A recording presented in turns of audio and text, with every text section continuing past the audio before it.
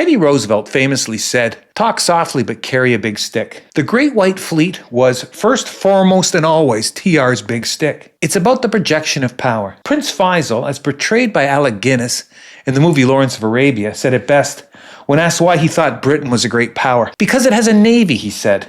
"Because of this, the English go where they please and strike where they please. And because of that, they're great." Teddy understood this maxim. Hey, I'm the 100 Proof News Hound, and we're here with another episode of the 100 Years and More Show. Like and subscribe. Hit the button right now. It's important for the development of the channel. In taking this journey with me today, what I hope to show you is that what was true in 1908 is equally true. A blue water navy allows you to project not just raw force, but your principles and values around the world. In 1908, 4 countries were vying for supremacy on the seas: England, Germany, Japan, and America. Today, only one country has that type of blue water fleet that allows the projection of that kind of power. And we're going to hope to show you that the Great White Fleet was the beginning of all that. Wasn't always like that. The American Navy was sadly neglected from the end of the Civil War through to about 1880.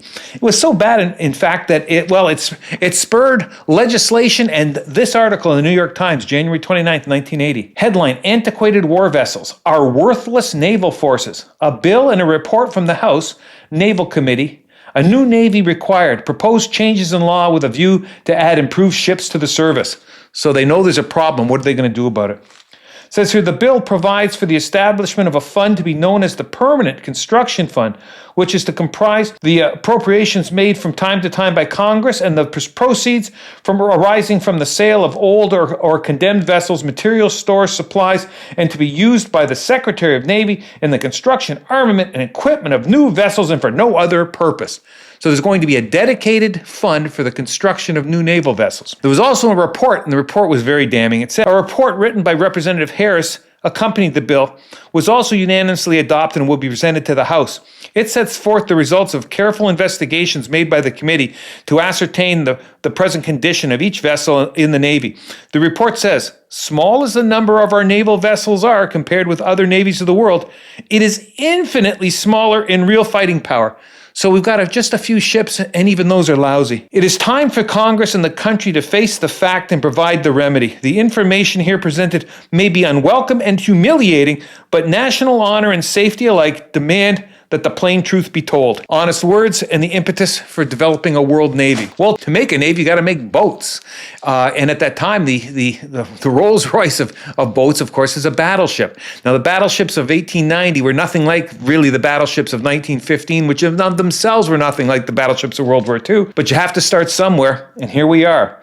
Says a maiden plunge, St. Louis Post-Dispatch, June 28, 1892. Successful launching of the new battleship Texas. And remember, battleships are always named after states. Says another strong arm added for our growing Navy. Says the usual bottle of wine broken while 10,000 spectators were cheering.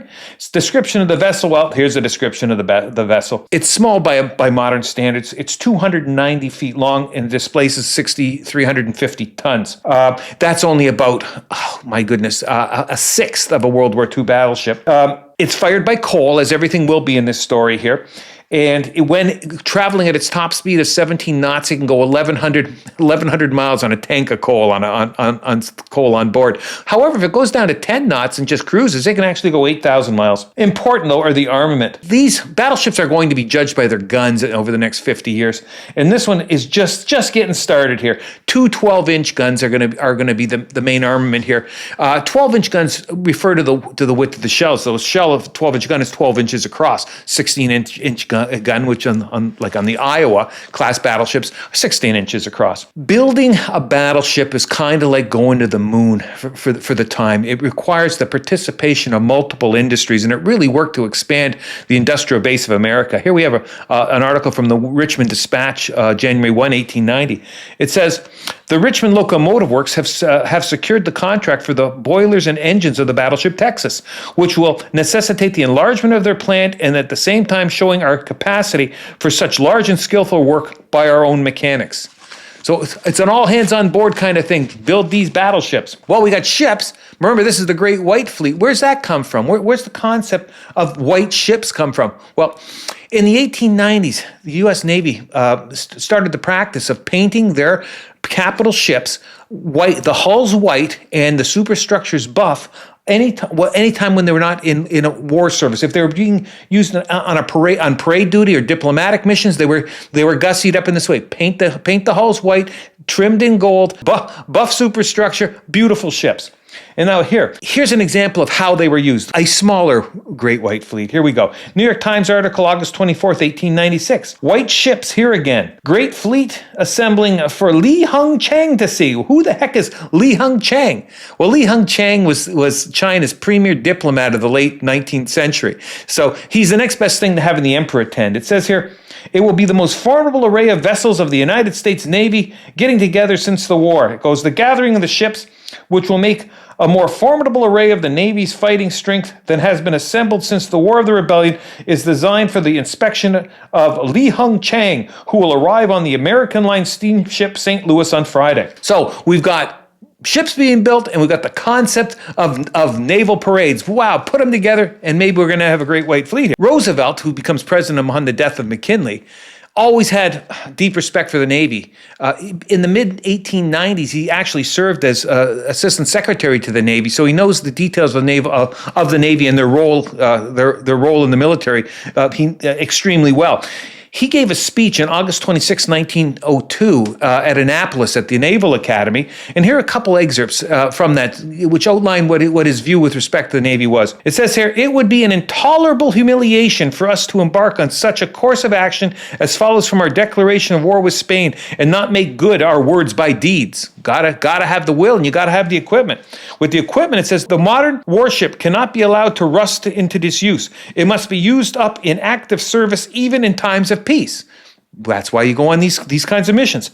This means there must be a constant replacement of the ineffective with the effective. The work of building up and keeping up our Navy is therefore one which needs our constant and unflagging vigilance. A premier proponent of naval power. There were some other things going on in the world right around that time, 1904, 1905, 1906, that caused TR great concern. And well, it caused him to rely on the power of the Navy. Firstly, there was the Russo-Japanese War. 1904, 1905, Russia and Japan get into a shooting match. Russia sends their entire Baltic fleet all the way around the world to Japan to crush the Yellow Man and get their butts handed to them. The Japanese basically sank every Russian capital ship with very minimal losses of their own, and Japan becomes the de facto naval power in the Northwest Pacific, and the United States finds that situation intolerable, and so they start thinking at that time of moving the fleet from Hampton Roads, Virginia, where it's presently located, to San Diego, California. Get the fleet over on the West Coast, facing the Japanese, who they view as the most likely potential antagonist. Correctly so. The other thing that's going on there with Japan, can you believe it? There's problems with respect to immigration. There's been an influx of Japanese immigration in the early 20th century, and the European, the Native Americans don't like it. They want the Japanese to be included in what was already there, the Chinese Exclusion Acts, limiting or eliminating their immigration. And that caused this kind of abuse, which culminated in the Pacific Coast race riots. And that's not Japanese rioting, that's whites rioting against Japanese. Happens in San Francisco, Bellingham, Washington, and even Vancouver in May of 1907. So everything's hitting the fans on the West Coast. There's tension between Washington and Tokyo. This results in, it resulted in a thing called the Gentleman's Agreement. It was an informal arrangement whereby the United States, Japan agreed not to allow immigration of any more citizens to the United States, and the United States promised they wouldn't persecute any Japanese who were already in the country. Here's an article in the Washington Post outlining what Congress was doing at the time.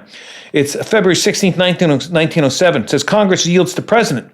Senators to vote today on Japanese exclusion. It says 3 big strikes were waved over the Senate yesterday. That of the President brought down the victory of the legislative branch of the government. The legislative branch of the government again yielded to the will of the executive.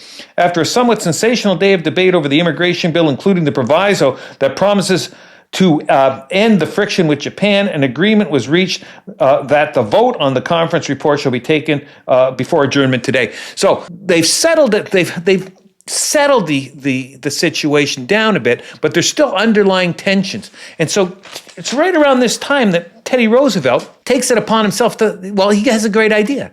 They're going to move the fleet from Hampton Roads over to the West Coast anyways. Why not do a complete circumnavigation of the world and show the world how the United States can project power, the power of the fleet? But this is not without potential problems. It's said anybody can talk of tactics, but real men talk of logistics. You want to win wars, you want to win battles, you want to win campaigns, you do it with logistics. You make sure you've got the ammunition, the food, the fuel you need to run your military. And when it comes to fleets of this size, the amount of fuel that is required is astronomical. Just to get these ships from Hampton Roads around South America, through the Horn, up the west coast of South and North America to Puget Sound, just to do that. That's one leg of a worldwide trip, about a quarter of a worldwide trip. Requires 126,000 tons of coal. Now, how much is 126,000 tons of coal? Well, you remember the song, the Edmund Fitzgerald? Remember the Edmund Fitzgerald when it sank, weighed 26,000 tons more than when empty? Well, 26,000 tons is about what a 750-foot long cargo ship can carry. You would therefore need 5 Edmund Fitzgeralds full of coal just to get the fleet down the coast and up the coast. Now, at that point in time, only one country in the world has the facilities to do things like that, and that's Britain because of their colonies. The United States is going to attempt to do this on a worldwide trip with these kinds of ships, using nothing but their ingenuity, guile, and cold hard cash. But Teddy Roosevelt's got a lot of confidence in American ingenuity, so it shall be so. So much, there's a brief article, so much so there was just the movement of the fleet from the east coast to the west coast caused ripples throughout America. Here's what it says. The Buffalo News, September 4th, 1907. Revolution in shipments of soft coal. Experts see it coming because of the departure of battleships for the Pacific. According to the steam coal experts, a revolution is impending in soft coal shipments from this and other Atlantic ports due to the removal of the Atlantic battleship fleet to the Pacific coast. In the first place, the belief is general that the fleet will go to the Pacific never to return. This means the shipment in the next few years of millions of tons of coal to the Pacific ports for the use of the battleships. Millions of tons. So much coal, in fact, that according to the article, there is concern that just supplying the fleet on the West Coast will require the use of 100% of the shipping of the United States of America. Obviously, they're going to have to come up with some heavy-duty rail lines and things like that. But it's a huge thing. Then you cannot overestimate the impact or the difficulty in fueling a major fleet on an expedition like this. Well, they paint the ships, they recruit the crews, everybody's happy, off they go. So they head down the coast, they go through the Caribbean, and the first major place they're going to stop is Rio by the Sea in Brazil. Boston Evening Transcript, Boston, Massachusetts, January 16th, 1908. Festive days at Rio. President Penna entertains the Americans. He praises the Monroe Doctrine. He praises the Monroe Doctrine. There ain't nobody praising the Monroe Doctrine right now except maybe Mr. Trump. Back in 1908, even the recipients of American welfare were praising the Monroe Doctrine. It says here, Rio, the President of the Republic, Dr. Penna, entertained the admirals and some of the higher officers of the American fleet at a breakfast yesterday at Petropolis. Later in the day, there was a garden party at the American embassy in the same suburb. Because there was a warm interchange of fraternal greetings, Dr. Penna speaking eloquently in praise of the Monroe Doctrine and in the warmest terms of the friendship entertained in the Brazilian Republic for the great Republic of the North. Gotta love that Monroe Doctrine. So they finish up in Brazil, dancing the samba, and off they go down the coast, around the Horn, just like Master and Commander, then up the coast of Chile, all the way to Valparaiso. All right here, Washington Post, Saturday, February 15th, 1908. Chile hails the fleet. Guns roar welcome as ships pass Valparaiso, bay lined with people. Says here, marine spectacle unrivaled in history of country. Harbor and buildings decked with bunting and general holiday was observed. Voices of cheering thousands drowned by salutes. Toasts drunk to Evans and his men. I don't think Evans and his men were drunk yet, but they did drink toast. And the two fleets, the Chilean fleet and the American fleet, saluted each other with their batteries. It's nothing's better than when cannons are fired in salute. Now up the coast they continue. They go up past Peru and they head up into Mexico, and they're going to stop at Magdalena Bay. Here's the Topeka Capital Journal, Thursday, March 12th, 1908. It says ahead of time. They're ahead of schedule. American battleship fleet arrives at Magdalena Bay 4 days in advance of the date scheduled, ready for business. Admiral Evans says the vessels are in better shape than when they left Hampton Roads in December. And that's kind of what Teddy said. Teddy Roosevelt said you can't let your fleet just rust away. You got to use it even in peacetime. And so it probably is in better shape than when they left. It says here that the fleet's going to lay off the coast in Magdalena until early the next morning, when it will proceed up the bay. And they had target practice. They showed off their marksmanship skills here with some live target practice for the Mexican throngs. And was it working?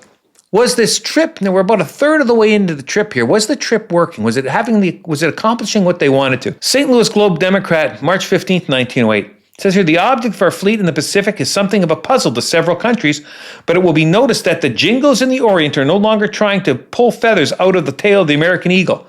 So at least it was perceived in some circles as having the effect it was supposed to be having. Their next big stop is San Francisco. And this was a big deal. They're going to stay there quite some time. Here's the Evening Journal of Vineland, New Jersey, May 6, 1908. The fleet at Frisco. The battleship fleet was sighted off Point Pedro last night. Point Pedro is 20 miles south of the Golden Gate. The fleet came to anchor and remained anchored until noon, when it made its entry into San Francisco Bay. Rear Admiral Evans hoisted the flag on the battleship, and Bob Evans is the one running the show here.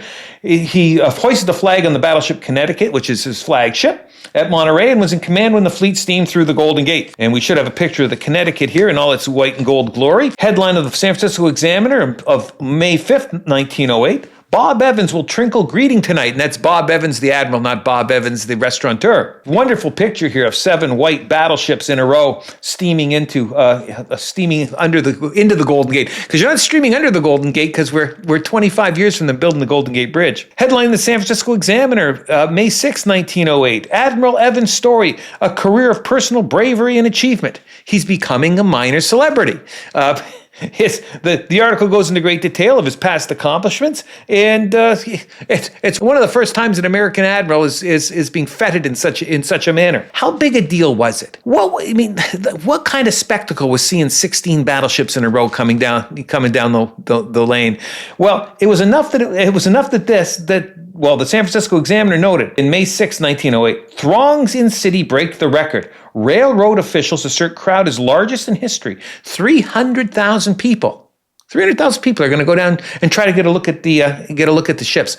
The article goes on to say that basically every town and city within 1,000 miles of San Francisco sent a delegation there to view the ships. It's literally that big a deal.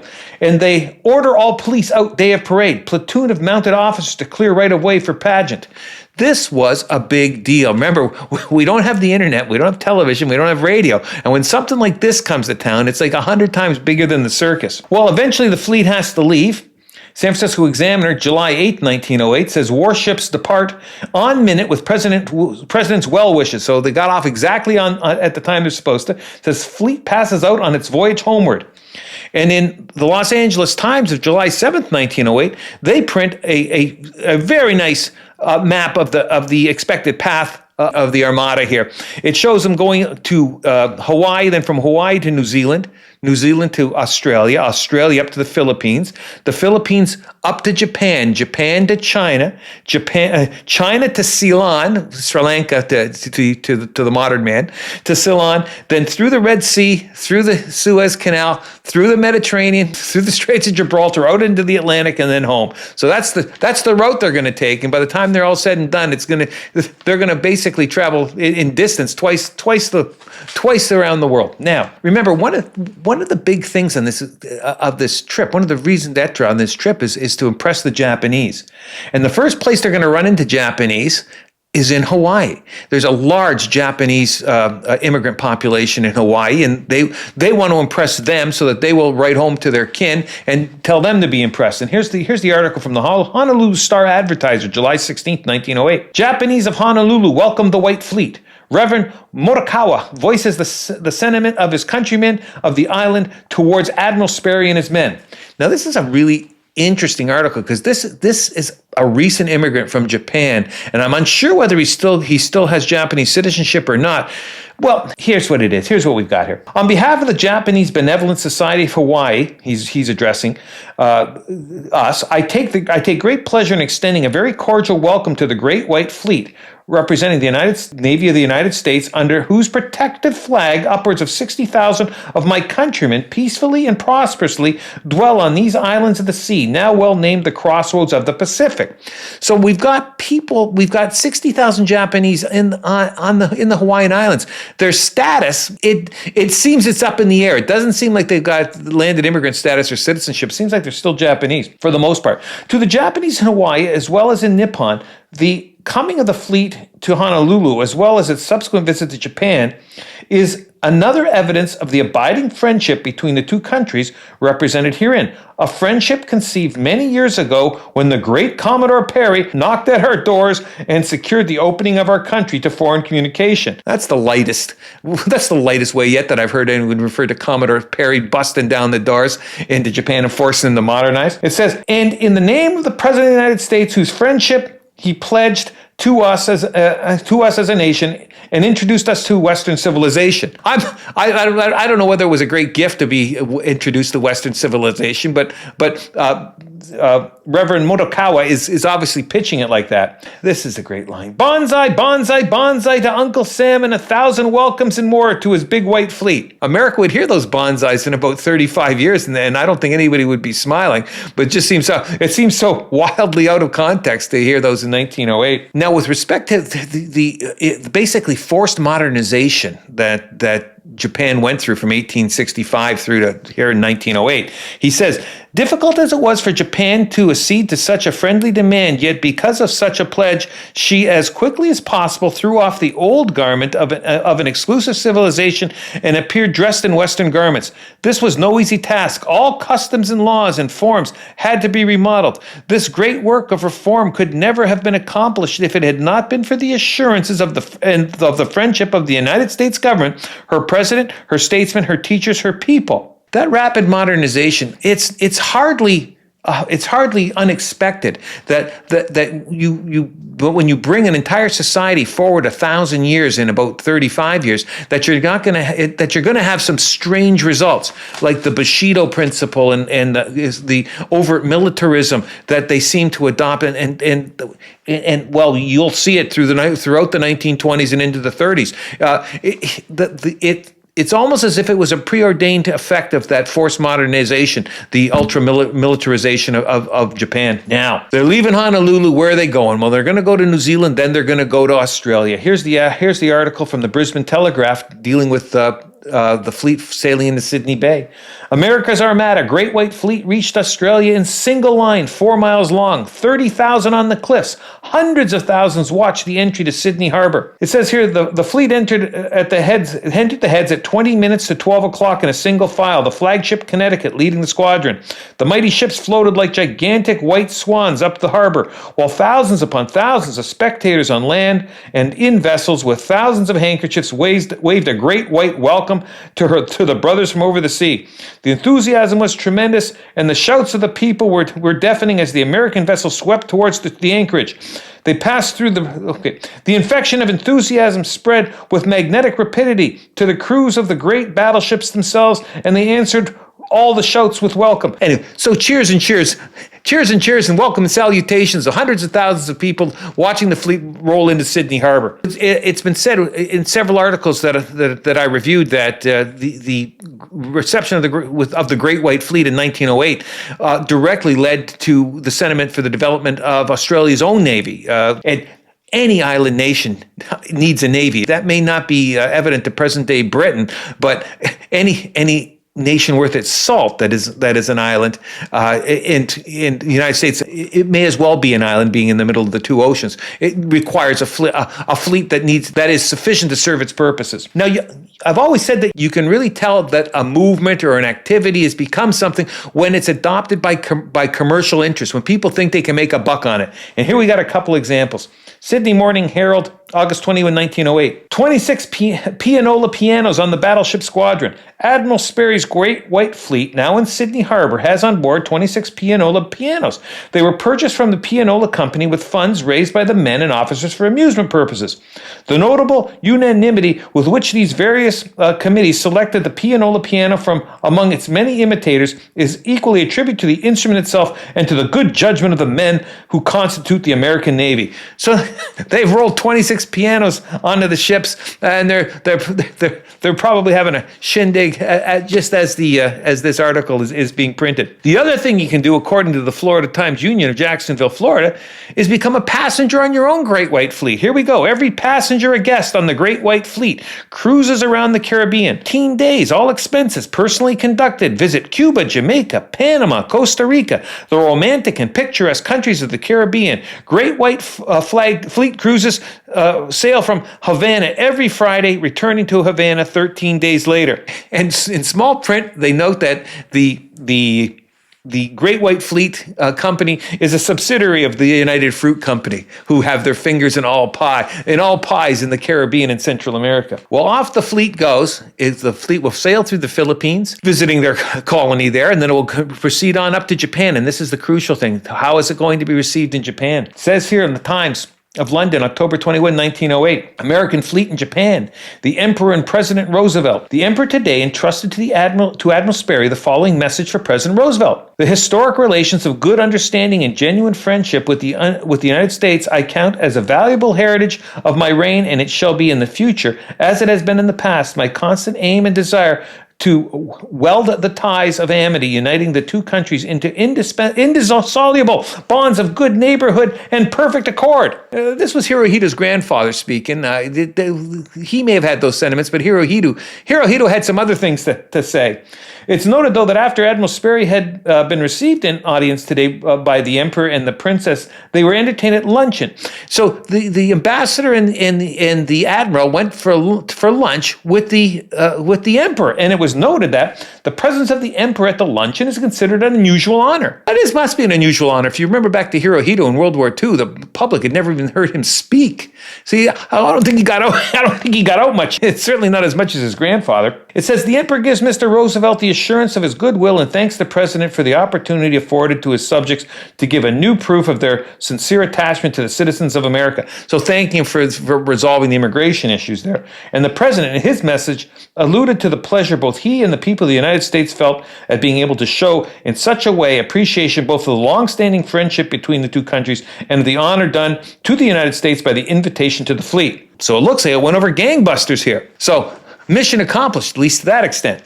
Now, how is this playing around the world? What are the newspapers around the world doing with this with the fleet? Here's the Times of London, October 21, 1908. It says here, the press continues its friendly and appreciative comments. The New York Times this morning says there is no parallel in history that we can recall to the reception of the fleet in Japanese waters and to the warmth and unquestionable sincerity of the greeting to our sailors on shore.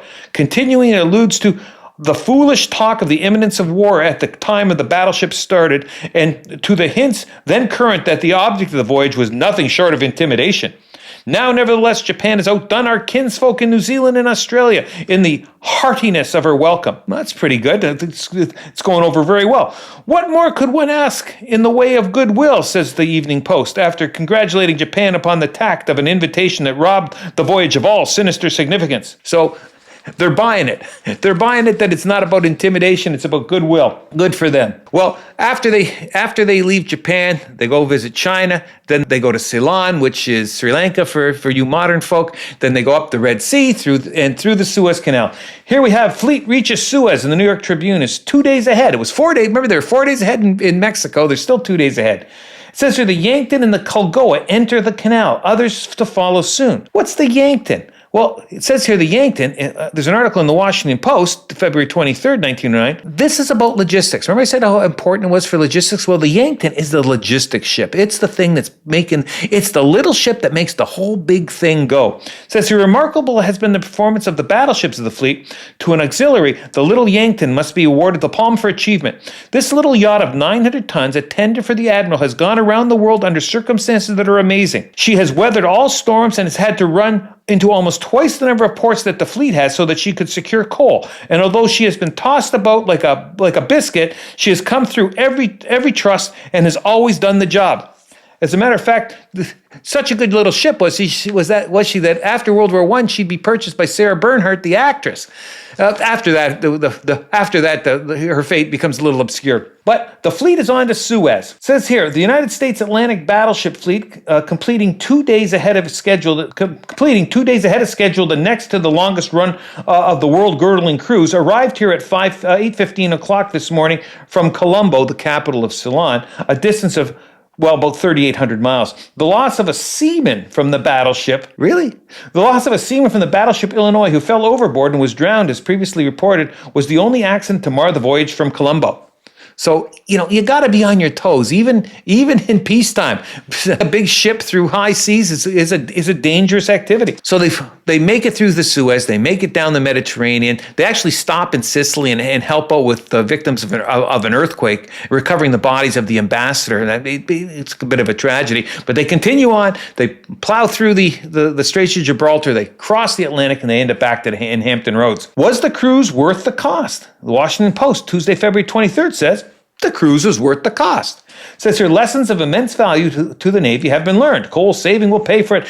Those logistics stuff. They learned how to run a major fleet around the world. That is way harder than it seems. They never ran out of coal. There were no major breakdowns. A few guys fell off the boats. They were received with great their enthusiasm wherever they went, all around the world, including Japan.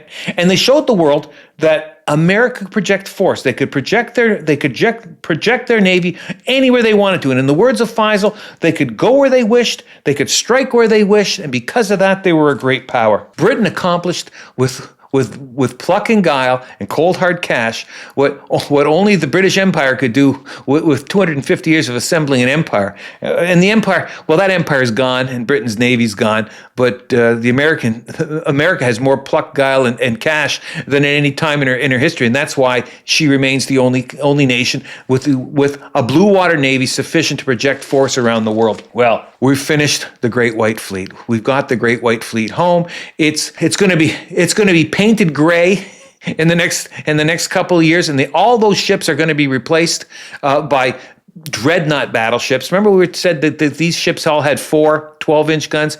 The dreadnought class, the new battleships that are going to come out between now and the beginning of the First World War, just in a 6 or 7 year period, they're all going to have at least 8 12-inch guns. And by the end of the war, they'll have as many as 9 15-inch guns. The wartime really does speed up the evolution of military equipment. But in any event, the foundation of the Navy is there, and the planning and the logistics of it have been learned better than any other Navy in existence at that time. So let's give a toast with one of our themed cocktails. And this time, in honor of the 16 battleships of the Great White Fleet, we're going to go for a broadside, a real drink. Now, this is a powerful one, just as the name would suggest. You're going to be able to handle 1, maybe 2, but I don't think you should even try 3 broadsides. Here's how we go. It's 1 ounce of brandy, 1 ounce of vodka, 1 ounce of gin, 1 ounce of rye whiskey, 1.5 ounces of Drambuie, and the juice of half a lemon. Because of the lemon juice, we're going to have to shake this thing, put them all into your cocktail shaker filled with ice, shake it for 20 seconds to get the dilution and the temperature right. Then you're going to strain it into a chilled coupe glass. That's our 1930s champagne glass, and you're going to garnish it with a twist of a lemon. Now be careful. It's a very powerful drink. But in any event, hang in there, like and subscribe, and we'll see you next week with another episode of the 100 Years and More Show. Take care, everybody.